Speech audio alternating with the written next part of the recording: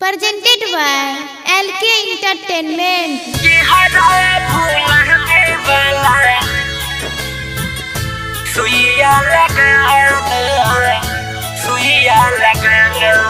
Sachin Recording Studio, Saharsa.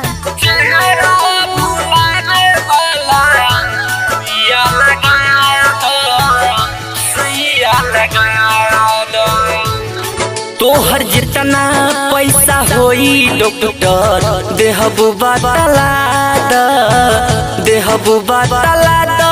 ओकर चेहरा फुलावे वाला सुइया लगा द हमरा दिल में केहू बसल बा दिल से भगा द जान के चेहरा भुलावे वाला सुइया लगा दो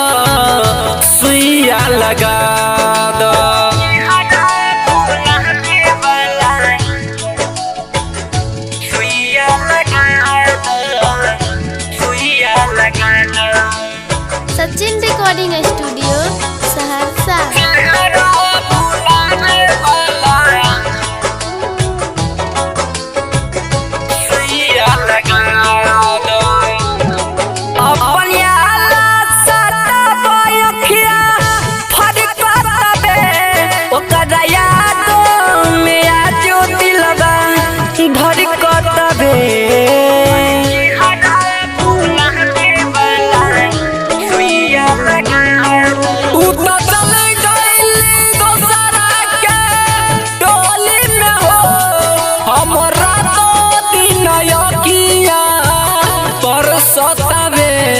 अपना मोहरत के बेड पर यही जे सुला द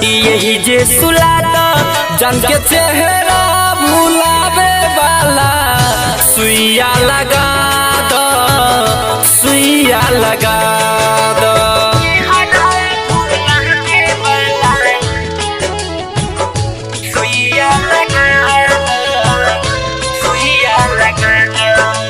Sachin Recording Studio, Saharsa.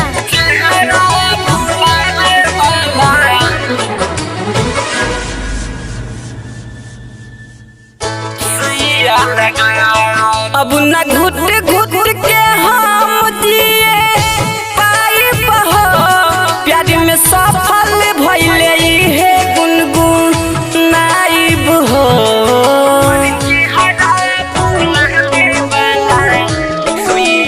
सुना धरती धने हमर बतियानु हो अब न केहू के प्यार में धोखा खाइब हो लब से बिकी विशाल के मुक्ति करा दो